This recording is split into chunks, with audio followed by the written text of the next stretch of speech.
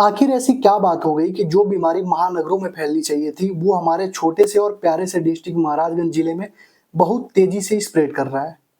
मेरे अनुसार तीन ही चार रीजन है इसके। सबसे पहला रीजन है लो एजुकेशन, दूसरा रीजन है अनप्रोटेक्टेड सेक्स, तीसरा रीजन है जो हमारा सटा हुआ कंट्री है, फॉरेन कंट्री है नेपाल, और चौथा है ड्रग एडिक्शन। ये एक ऐसी बीमारी है जिसके लक्षण आपको मतलब 5-10 साल तक भी आपको लक्षण नहीं दिखने वाले हैं। और तीसरी चीज, ये मौत लाएगा ही लाएगा। डेथ इज अनएविटेबल, मौत अपरिहार्य है। इसमें अगर जिसको बीमारी हो गई उसको मौत आना ही आना है। तो hello everyone, myself Avinash Madhesiya, currently pursuing MBBS from PGI Azamgarh. तो आज मैं बात करने जा रहा हूँ, मैं हालांकि ऐसे वीडियो नहीं बनाता हूँ, मैं स्टडी कैटेगरी के रिलेटेड वीडियो बनाता हूँ, ठीक है। लेकिन बात ऐसी है कि मेरे ही जिले में बहुत सारे मरीजों को एड्स और एचआईवी की बीमारी हो गई है, जिसके वजह से मुझे वीडियो बनाना पड़ रहा है। जागरूकता के लिए वीडियो बना रहा हूँ। अगर आपको अच्छा लगे तो वीडियो को अपने दोस्तों के पास, अपने परिवारजनों के पास, स्पेशली जो आसपास के लोग हैं जो अप डाउन करते हैं नेपाल से, उन लोगों के पास जरूर शेयर करें। तो वीडियो स्टार्ट करने से पहले आपको मैं कुछ चीज दिखाता हूँ। ये देखिए टॉपिक क्या है, एचआईवी इन महाराजगंज। सबसे पहले आप भारत का नक्शा देखिए, ये देखिए, ये हमारा उत्तर प्रदेश है, ठीक है, और ये हमारा नेपाल है। अभी इसकी इंपॉर्टेंस मैं बता रहा हूँ, इससे मैं क्या समझाना चाह रहा हूँ। और थोड़ा सा आप नीचे आएंगे तो ये यूपी का पूरा नक्शा मैंने यहाँ पे डाल रखा है। यहाँ पर आप देखिए, ये हमारा, ये देखिए आप, ये नौतनवा और महाराजगंज है। ये महाराजगंज हमारा डिस्ट्रिक्ट है, उससे जस्ट सटे क्या हमारा नेपाल है, ठीक है। अभी इसकी इंपॉर्टेंस मैं बताऊंगा आपको थोड़ी देर में कि इस नक्शे को दिखा के मैं क्या कहना चाह रहा हूँ, ठीक है। आगे आते हैं। तो एड्स आखिर है क्या? एड्स क्या कोई बीमारी है? एड्स बोलते हैं लोग कि एचआईवी हो गया है। तो बात यह है कि जो एचआईवी है वो एक वायरस है, ठीक है, जिसका नाम है human immuno deficiency virus. Immuno deficiency का मतलब होता है जो हमारे इम्यून को, जो हमारे रोग प्रतिरोधक क्षमता को धीरे धीरे मार देता है, कम कर देता है। जैसे हमको अगर बुखार होता है तो अगर आप देखे होंगे कि अगर आपको बुखार हो रहा है या फिर शरीर दर्द कर रहा है तो आपकी बॉडी अपने आप उससे कोप अप कर लेती है। वो किससे करती है? वो हमारे पास इम्यून सिस्टम के वजह से ही वो बुखार से लड़ती है, अपने आप ही ठीक कर देती है। आप दवा ले लेंगे तो और तेज लड़ेगी, ठीक है। तो ये वायरस क्या करता है, उसको जो है कम कर देता है, इम्यून सिस्टम को कमजोर कर देता है, और इतना कमजोर कर देता है कि आपको एड्स हो जाता है। तो मतलब कि एचआईवी हमारा वायरस है जिसके द्वारा एड्स नामक बीमारी होती है, ठीक है। अब एड्स क्या है? एड्स है हमारा एक्वायर्ड इम्यूनो डिफिशियंसी सिंड्रोम। अभी इसके बारे में डिटेल में बता रहा हूँ। ये मोस्ट एडवांस स्टेज है डिजीज का। मतलब एचआईवी जब होती है, एचआईवी जो वायरस होता है वो हमारी बॉडी को अटैक करता है, तो जो अल्टीमेट स्टेज होता है उसका, एचआईवी का जो अल्टीमेट स्टेज होता है एचआईवी के द्वारा, वो हमारा एड्स होता है, ठीक है। अब देखो, एचआईवी प्लस अपॉर्चुनिस्टिक इन्फेक्शन को हम लोग एड्स बोलते हैं। अब सोचोगे अपॉर्चुनिस्टिक इन्फेक्शन क्या होती हैं? इसका मतलब ये होता है कि हमको एचआईवी, मान लो किसी को एचआईवी है, ठीक है, और उसको डायरिया हो गया। एचआईवी है और उसको डायरिया, उसका पेट खराब हो गया। तो अब पेट खराब होगा तो वो ठीक ही नहीं होगा। पूरे महीने पेट खराब है, पूरे साल तक पेट खराब ही रह रहा है, तो उस कंडीशन को बोलेंगे कि उसको एड्स हो गया। क्योंकि अगर तो जैसे मान लो मेरा पेट खराब होता है, ठीक है, तो मैंने दवा लिया, ठीक है, दवा लूंगा ठीक हो जाऊंगा। लेकिन जिसको एचआईवी का संक्रमण है, जिसको एड्स हो चुका है, वो दवा लेगा ठीक ही नहीं होगा। क्यों नहीं होगा? क्योंकि उसका पूरा इम्यून सिस्टम ही गायब हो चुका है, रोग प्रतिरोधक क्षमता ही गायब हो चुकी है उसके अंदर से, ठीक है। और ये बहुत ही डेंजरस होता है, बहुत ही क्रोनिक है, बहुत खतरनाक है, और इसका कोई दवा अभी तक नहीं मिला। इसीलिए मैंने स्टार्टिंग में बोला था मौत अपरिहार्य है, मतलब कि डेथ इज अनअवेटेबल। मौत आना ही आना है। अगर किसी को एड्स हो गया तो मौत आना ही आना है। बस तुम एक काम कर सकते हो कि अगर किसी को 2 साल में मरना है तो तुम उसको बढ़ा के 10 साल कर सकते हो, लेकिन मरेगा वो, ठीक है। लेकिन अगर एड्स हो गया तो उसको मरना तय है। तो 2 साल की जगह 10 साल कैसे कर सकते हैं, उस पर भी मैं बात करने वाला हूँ थोड़ी देर में, ठीक। थोड़ा सा इसके हिस्ट्री पे जाते हैं हम लोग, थोड़ा सा इतिहास पढ़ते हैं कि इसने कितने लोगों को मारा है। तो अभी तक 42.3 मिलियन पूरे वर्ल्ड में लोग मर चुके हैं। 3 मिलियन बहुत ज्यादा संख्या होता है, इतने ज्यादा लोग मर चुके हैं पूरे वर्ल्ड में। 2023 में 6,30,000 लोग मरे थे। इकाई, दहाई, सैकड़ा, हजार, 10,000 लाख, 6,30,000 लोग 2023 में मरे थे। इसमें से लगभग 76,000 बच्चे थे और लगभग 5,60,000 एडल्ट थे। मोस्टली कौन मरता है? यूथ मरता है, यंगस्टर्स मरते हैं, क्योंकि उन्हीं को ज्यादा शौक चढ़ा होता है, ठीक है। तो 5,60,000 एडल्ट थे और 76,000 बच्चे थे, ठीक। इंडिया में 2022 में 39,600 डेथ हुआ, जिसमें से 68% मेल, 68% जो पुरुष थे उनकी डेथ हुई थी 39,600 में। ठीक, अब उत्तर प्रदेश में ऊपर से आ रहा हूँ, पहले वर्ल्ड में बताया, फिर इंडिया में, फिर उत्तर प्रदेश में, फिर बता रहा हूँ महाराष्ट्र में। तो उत्तर प्रदेश में हर साल 3600 से 4200 डेथ होती है। ध्यान से सुनिएगा आंकड़ा, 3600 से 4200 जो डेथ होती है हर साल होती है। किससे? HIV से, एड्स से। ठीक है, और 2019 में यूपी में जो है 6720 HIV के पेशेंट थे, और ये उस टाइम की थर्ड हाईएस्ट इन इंडिया थे। मतलब इंडिया में ये तीसरे नंबर पे हमारा यूपी था HIV और एड्स के पेशेंट के नंबर में। ठीक है, और ये मोस्टली असिम्टोमेटिक होते हैं, मतलब हमको लक्षण दिखाई नहीं देता, लक्षण ही नहीं पता चलता कि हमको एड्स हुआ है, हमको HIV हुई है। ठीक, अब थोड़ा ध्यान से सुनना। अब हमारा आता है जिला। अब हमारा जिला आता है महाराजगंज, प्यारा सा जिला हमारा, छोटा सा जिला महाराजगंज। अब तुम देखो महाराजगंज में ही 2360 लोग HIV पेशेंट पॉजिटिव पा चुके हैं। तुम एक बार आंकड़ा समझो कि पूरे उत्तर प्रदेश में 3600 से 4200 ही मौतें होती हैं, लेकिन एक छोटे से डिस्ट्रिक्ट महाराजगंज में ही अभी की रिकॉर्ड है, मतलब 2360 लोग HIV पॉजिटिव हैं। अब सोच सकते हो 3600 टोटल हैं, जिसमें से 2300 2350 हमारे महाराजगंज से हैं। मतलब लगभग 65% यूपी की टोटल जो HIV के एड्स पेशेंट है वो हमारे महाराजगंज में है।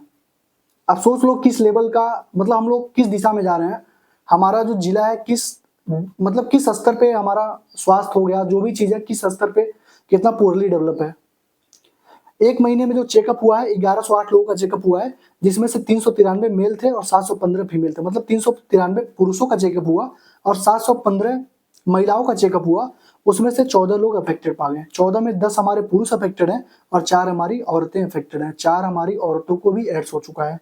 उसमें से एक औरत ऐसी है जो प्रेग्नेंट है। अब तुम सोचो,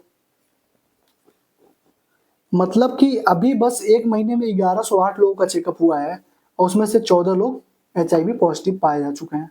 एक औरत जो है प्रेग्नेंट है, अब उसका जो बच्चा होगा 90% चांस है कि उसको भी हो जाएगा। क्यों क्यों नहीं होगा भाई? अमनियोटिक में 9 महीने गर्भ में रखेगी तब हो सकता है, उसको ब्रेस्ट फीडिंग करेगी तब हो सकता है, तो उसका बच्चे को भी चांस है कि होगा ही होगा।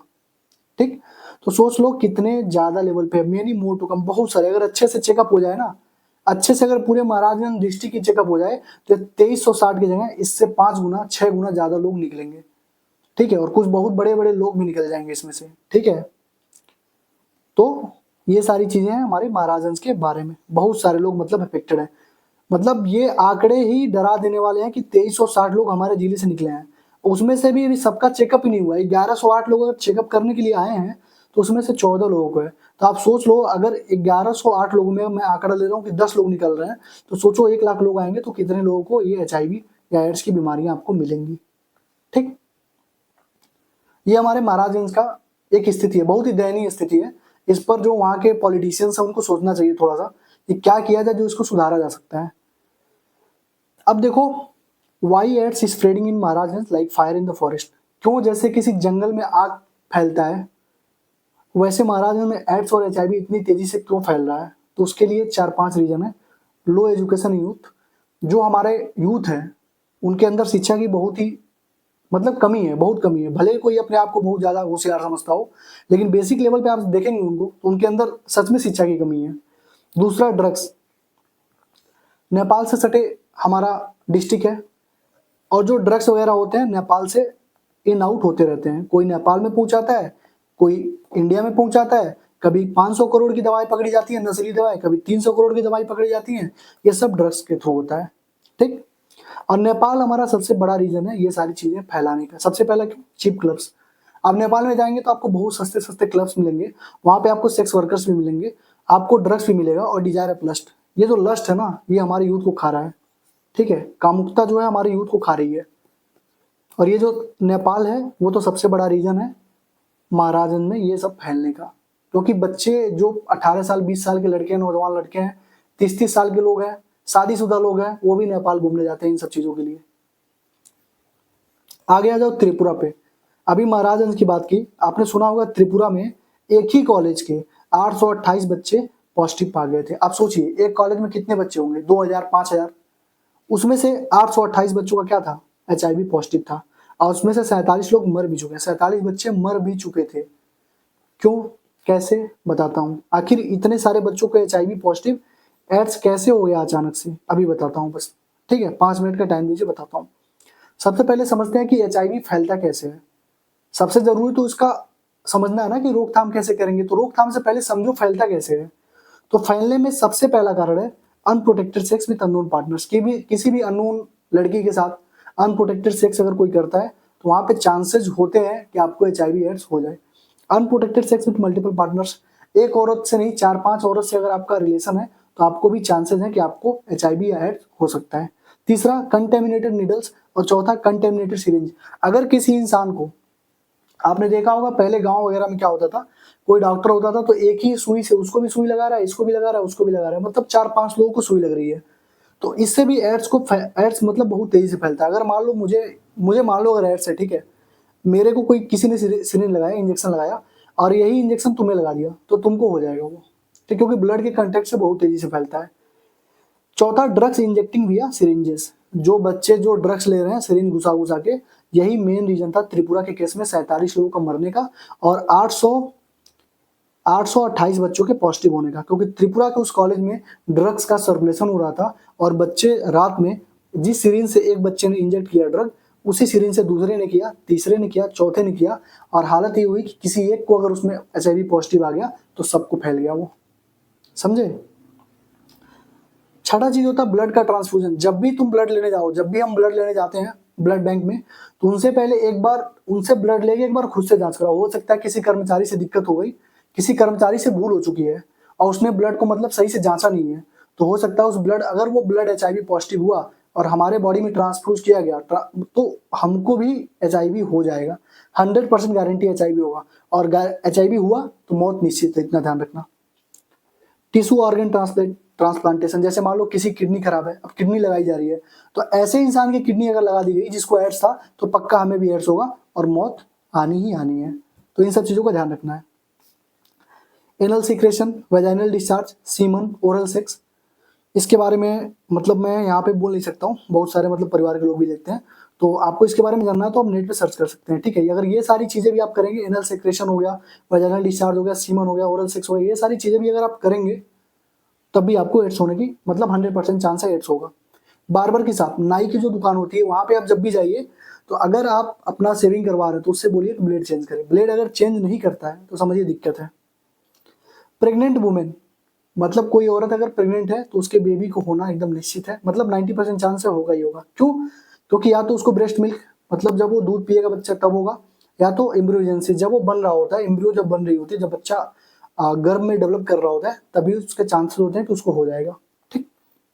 डीप किस, अगर आप किसी को बहुत ही तगड़े तरीके से किस कर रहे हैं तो मसूड़ों में, लिप्स में, टंग्स में अगर कोई कट लगा है तब भी आपको हो जाएगा।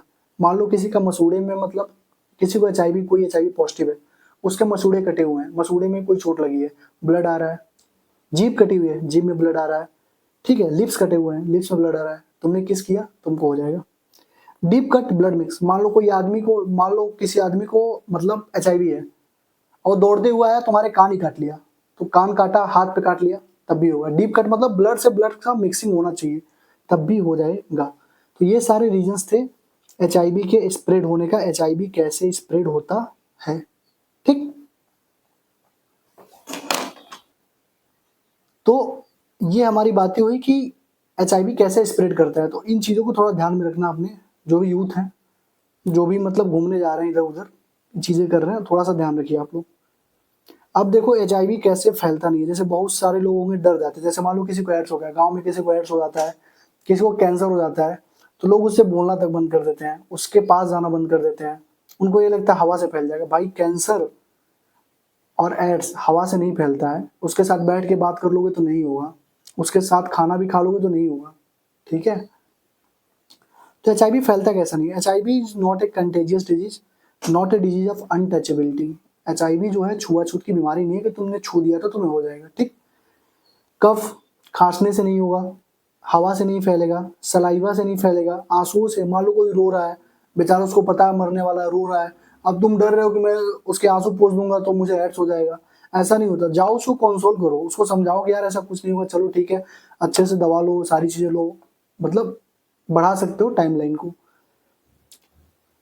पसीने से नहीं होगा, साथ में सोने से नहीं होगा, स्किन टू स्किन कांटेक्ट से, मान लो ऐसे तुम जा रहे हो, ऐसे स्किन टच हो गया, अब तुम टेंशन ले लिए कि मुझे भी HIV हो जाएगा, कैंसर हो जाएगा, ये से नहीं फैलता है।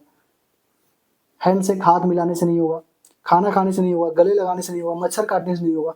आप सोचोगे मच्छर काटने से क्यों नहीं होगा, मच्छर भी तो खून ही काटता है, मच्छर ही तो खून ही पीता है, दूसरे को जाके काट लेगा, तो क्यों नहीं हो सकता है।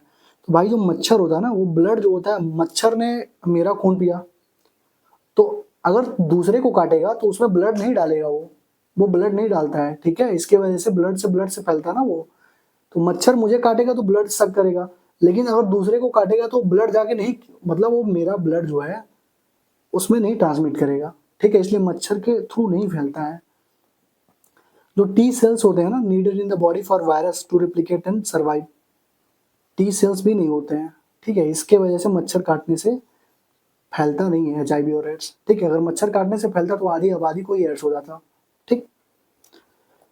दोनों बात मैंने बता दिया, कैसे फैलता है कैसे नहीं फैलता है, ठीक। तीसरी चीज, हाउ HIV किलिंग, आखिर HIV और जो एड्स है, जो HIV हमारा वायरस है, ह्यूमन जो वायरस, इम्यूनोडिफिशियेंसी वायरस, आखिर वो ऐसा क्या करता है कि हम लोग बच नहीं पाते, मर जाते हैं। तो देखो क्या करता है, ये वायरस है सपोज करो, ठीक है, ये वायरस है। ये वायरस हमारे नॉर्मल सेल्स को इन्फेक्ट करता है। सबसे पहले मैक्रोफेज, जो मैक्रोफेज है वो भी एक तरह का हमको इम्यूनिटी प्रोवाइड करता है। तो सबसे पहले मैक्रोफेज सेल को अफेक्ट करता है। अब मैक्रोफेज सेल में आने के बाद, ये तो RNA है, क्योंकि जो है, जो HIV है उसके अंदर RNA है, तो RNA तो आ गया हमारी बॉडी में, लेकिन RNA से क्या करता है, वो RNA से DNA बनाता है, क्योंकि हमारा सारा बॉडी किस पे चलती है, DNA के मैकेनिज्म पे चलती है। तो RNA से सबसे पहले वो क्या करेगा, DNA बनाता है रिवर्स ट्रांसक्रिप्टेज की मदद से। देखो, DNA से RNA जब बनता है तो उसको हम लोग बोलते हैं क्या, ट्रांसक्रिप्शन। क्या बोलते हैं, ट्रांसक्रिप्शन। और RNA से DNA बनाता है तो उसको बोलते हैं हम लोग रिवर्स ट्रांसक्रिप्शन। तो रिवर्स ट्रांसक्रिप्शन के थ्रू वो DNA बनाता है।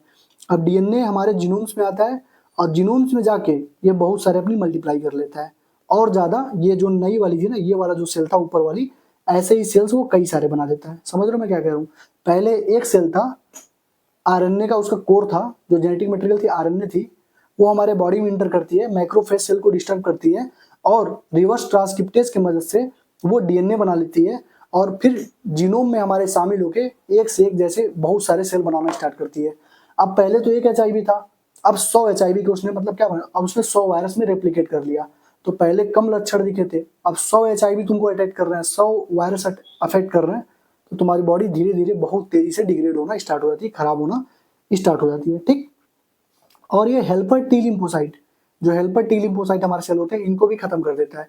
इन्हीं को खत्म करता है तो और ज्यादा हमारी बॉडी को अफेक्ट होता है। मतलब ये अपने नंबर को धीरे धीरे बढ़ाता रहता है, और धीरे धीरे लक्षण आने स्टार्ट होते हैं। 5 से 10 साल तक ऐसा हो सकता है कि हमको लक्षण दिखे ही ना, लेकिन हमको चेकअप करा लेना चाहिए अगर हमसे कोई गलती हो गई है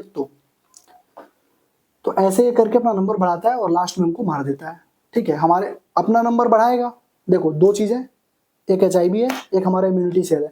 अपना नंबर बढ़ाएगा तो जाहिर सी बात है इम्यूनिटी के अंदर, इम्यूनिटी वाले जो सेल्स हैं खत्म होंगे, और इम्यूनिटी के सेल्स खत्म होंगे तो हमको छोटी छोटी बीमारी पकड़ेगी तो सही नहीं होगी, ठीक। सिम्टम देखो, 5 से 10 साल तक वो मतलब लक्षण ही नहीं दिख सकते हैं, ऐसा भी केस हमारे सामने आ चुका है, ठीक।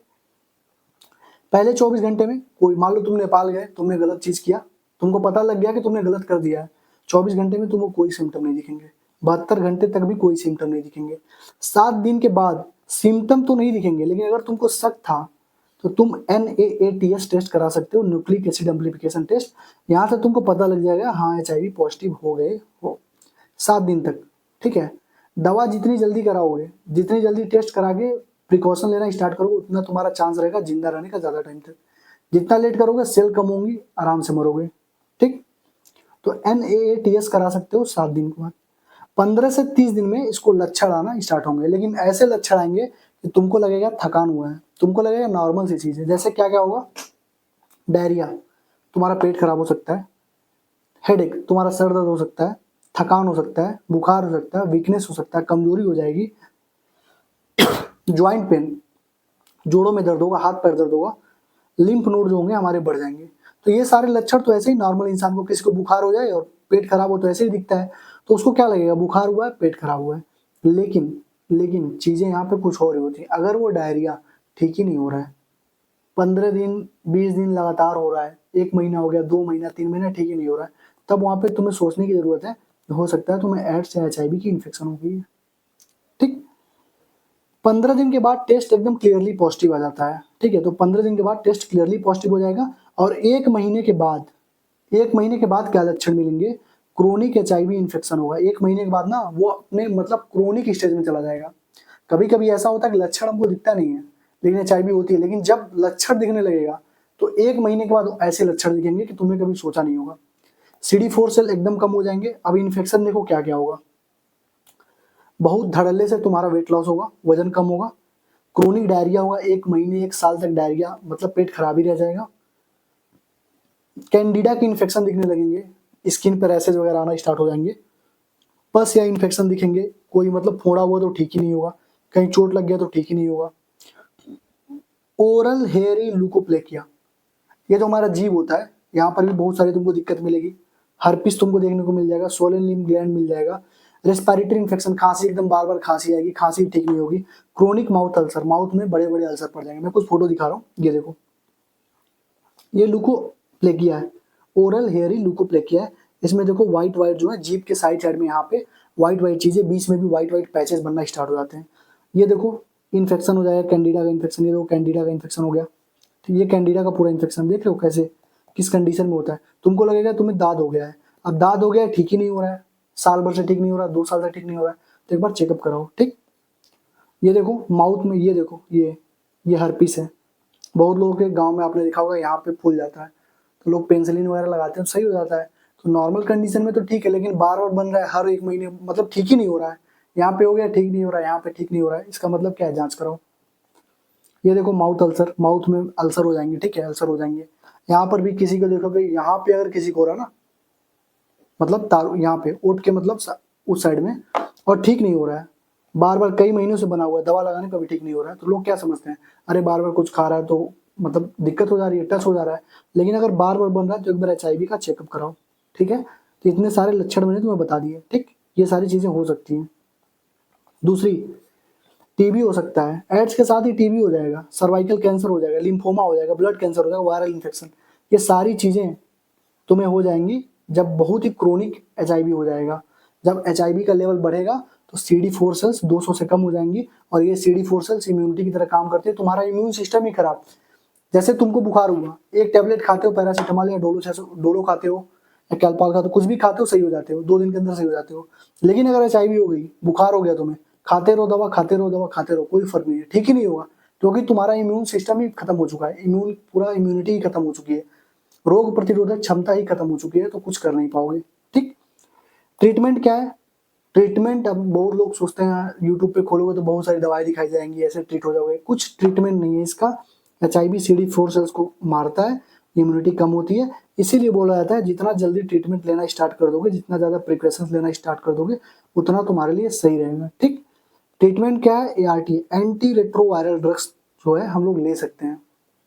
अब ये ड्रग्स क्या करते हैं, हमको ऐसा नहीं है कि एड्स हुआ तो हमको ठीक कर देंगे, बस क्या करेंगे कि अगर मैं 2 साल में मरने वाला हूं तो मुझे 10 साल तक का टाइम मिल जाएगा। क्यों, क्योंकि जो वायरस है, जो मैं ऊपर बताया ना कि वायरस एक होता है, फिर वो रेप्लिकेट करके 10 12 100 1000 10,000 ऐसे बन जाता है, उसके ग्रोथ को रोक देते हैं। तो ये जो एंटी रेट्रोवायरल ड्रग्स होते हैं, ये उसके ग्रोथ को, एक जो वायरल ग्रो करके बहुत सारा बन रहा होता है उसको रोक देते हैं, बहुत थोड़े क्वांटिटी में ही वो रेप्लिकेट कर पाता है। तो ये ग्रोथ को रोकते हैं, वायरस को किल नहीं कर सकते हैं। अल्टीमेटली डेथ होना ही देना है, मृत्यु अपरिहार्य है, डेथ इज अनअवेटेबल, डेथ आना ही आना है अगर किसी को एड्स हो गया है तो तुम बस एक काम कर सकते हो, जहां 5 साल में आना है तुम 10 साल कर सकते हो, ART का यूज करके, एंटी रेट्रोवायरल ड्रग्स का यूज करके और प्रिकॉशंस को लेकर के। ठीक, एक स्लोगन दिया गया था, डोंट डाई ऑफ इग्नोरेंस, अज्ञानता से मत मरो, मतलब कि अज्ञानता मत रहो, थोड़ी सी पढ़ाई करो, थोड़ी सी चीज़ों को समझो कि क्या तुम्हारे लिए सही है, क्या तुम्हारे लिए गलत है। तो मैंने कोशिश की है इस वीडियो में सारी चीज़ें बताने की, HIV कैसे स्प्रेड हो रहा है, कैसे रोकेंगे, कैसे क्या करेंगे, सारी चीज़ें मैंने इस वीडियो में कवर कर दी है। और महाराजगंज से मतलब डिस्ट्रिक्ट के लोगों से अपील है कि गलत चीज़ें मत करें, गलत, और जो यूथ है ना, यूथ जो हमारा है वो गलत संगत में आकर ये चीजें करता है। पहली बार सबको टेस्ट ही करना होता है, एग्जाम ही नहीं करना होता कि ऐसे करेंगे वैसे करेंगे, उसके चक्कर में इतनी भयंकर बीमारी लेके वो आता है। ठीक है, तो सबसे पहली चीज है नेपाल, आपको व्यवसाय करना व्यवसाय करिए, जो करना है करिए, लेकिन गलत चीज़ों के लिए नेपाल मत जाइए, क्योंकि वहाँ पे चीप क्लब्स हैं, ये सारी चीज़ें होती रहती हैं और फिर वहाँ से आपको बहुत बुरा तोहफा लेके वापस आना पड़ेगा। अच्छे से अगर चेकअप हो जाए महाराजगंज में तो इतने सारे मरीज मिलेंगे कि मतलब पूरे इंडिया ने कभी सोचा नहीं होगा। बड़े बड़े न्यूज हेडलाइंस में स्लोगन के तौर पे दिखा जाएगा महाराजगंज। इतने ज़्यादा लोग मिल जाएंगे, बहुत बड़े बड़े लोग, पॉलिटिशियंस, पुलिस, बहुत लोग मिल जाएंगे, ठीक है, क्योंकि सब जाते हैं, ठीक है। लो एजुकेशन इन यूथ, ये सबसे बड़ी समस्या है यूथ में, लो एजुकेशन की। भले भाई तुमको लग रहा हो कि बहुत होशियार हो, लेकिन इन चीज़ों में अगर नॉलेज नहीं है तो होशियार नहीं हो, ठीक है। तो एजुकेशन पर भी थोड़ा ध्यान दो, क्या करना है क्या नहीं करना है, कौन कौन सी बीमारी हो सकती है, क्या तुम कर रहे हो तो उसका रिजल्ट क्या होगा, ये सारी चीज़ें थोड़ा देखो। और ये जो है बहुत ज़्यादा हमारे यहाँ फैल रहा है ड्रग्स वाला, आपको भी पता होगा बहुत सारे लोग कौन कौन सी दवाएं खाते हैं, नशीली दवाओं का सेवन करते हैं, हमारे यूथ जो है बहुत सारे लोग खाते हैं। अब तो ये जो ड्रग्स वाला सिस्टम था, ये जो नीडल के थ्रू लेना स्टार्ट हुआ ना, ये बहुत बड़ी दिक्कत है, ठीक है। तो इसको आप लोग जितना हो सकता है उतना अपने जानकारी के लोगों में शेयर करें, अपने दोस्तों में शेयर करें। आई होप कि चीज़ें आगे सुधर जाएं, अगर मतलब लोग थोड़ा सा एजुकेट हो जाएंगे इस चीज़ के बारे में। मृत्यु से बड़ा क्या है, मृत्यु से बड़ा कुछ नहीं है। लोग किसी से नहीं डरते, लेकिन मृत्यु से डरते हैं, डेथ से डरते हैं। तो अगर उनको पता लग जाए कि HIV और हो गया तो दवा ही नहीं है, मृत्यु आनी ही आनी है, तो कितना भी बड़ा लस्ट हो, कितना भी बड़ा कामुकता हो, सब वो छोड़ देंगे भाई। मरना कौन चाहता है? 10 मिनट 15 मिनट के सुख के लिए मरना कौन चाहता है बताओ?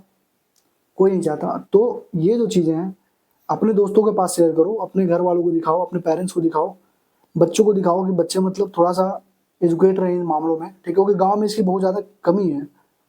लोग मतलब अब क्या ही बोलूँ, कुछ ज़्यादा नहीं बोल सकता हूँ यहाँ पे, लेकिन कमी है गाँव में, ठीक है। तो वीडियो अगर अच्छी लगी हो तो लाइक, कमेंट, शेयर और सब्सक्राइब कर दीजिएगा। और महाराजगंज से अगर आप देख रहे हैं तो ज़रूर बताइएगा महाराजगंज में क्या चल रहा है, और वीडियो कैसी लगी। अगर आपको कुछ और मतलब चाहिए होगा तो कमेंट कर दीजिए, मैं बता दूंगा, ठीक है। क्योंकि ऐसे वीडियो मैं बनाता नहीं हूँ, पढ़ाई से रिलेटेड बनाता हूँ, लेकिन बनाना पड़ा क्योंकि मेरे ज़िले की बात थी, नहीं तो बनाता नहीं मैं, ठीक है। बाकी आपका अगर मन हो तो शेयर भी कर दीजिएगा, ठीक है। थैंक यू, अच्छे से रहिए।